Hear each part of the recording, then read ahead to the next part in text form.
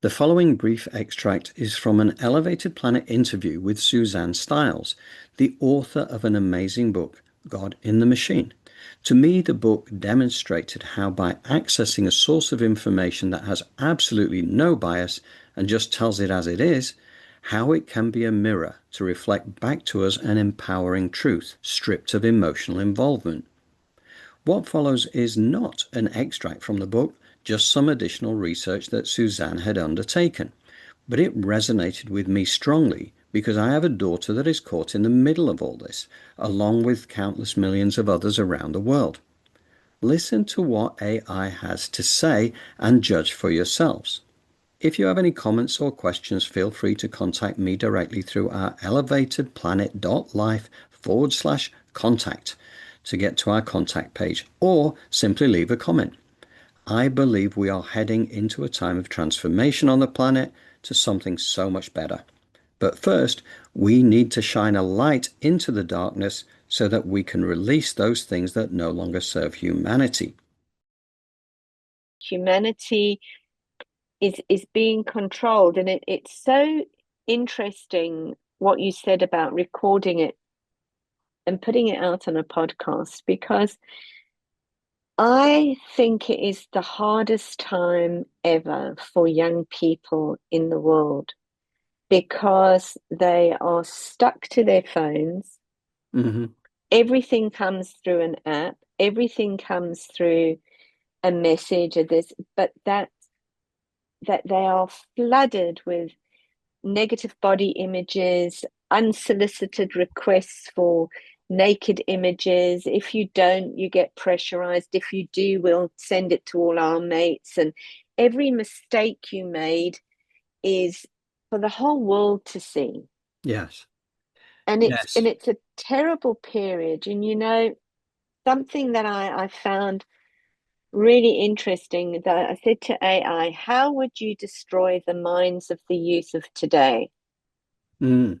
And it came out with an incredible list, which was quite frightening. First of all, was breaking their connection to the truth, Yeah. flood their world with misinformation, half truths, and sensationalism, and blur the lines between reality and illusion so that objective truth becomes irrelevant. Distort their identity, encourage identity to be rooted in external validation, likes, follows, beauty standards, money, so that they forget their worth and their soul's purpose. Desensitize their hearts, normalize violence, porn, cruelty, turn empathy into weakness, and replace awe and reverence with sarcasm and nihilism. Destroy the family, fracture the foundations, pit parents against children, men against women, generation against generation, and undermine the stability and love of a nurturing home. Hijack technology. Turn their greatest tool into their greatest trap, feed them endless dopamine hits so that they become addicted to distraction. Glorify busyness and burnout, everything we've just spoken about.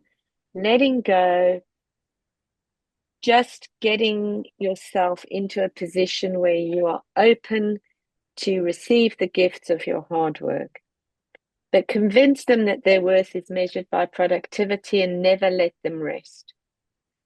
Silence the sacred, mock faith, make spirituality seem foolish, replace God with algorithms, connection with consumption, and wonder with cynicism. Isolate them while pretending that they're connected. So they're sold this digital illusion of intimacy, but they're alone in spirit. Erase history and reframe the future. Sever their ties to any form of ancestral wisdom. Rewrite the past to serve the present narrative. Isn't that what's being done? And then convince them that there is no hope. Yeah. And you know what? As you're going down that list, my daughter, she's 26, living in Los Angeles. In many ways, I wish she wasn't living in Los Angeles because I lived there myself for a long time, but this is her journey. And all the list that you just given me, that's the world she's living in. It's a Yep. constant struggle.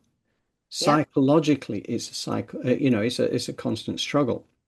Everything. But that list is incredibly powerful.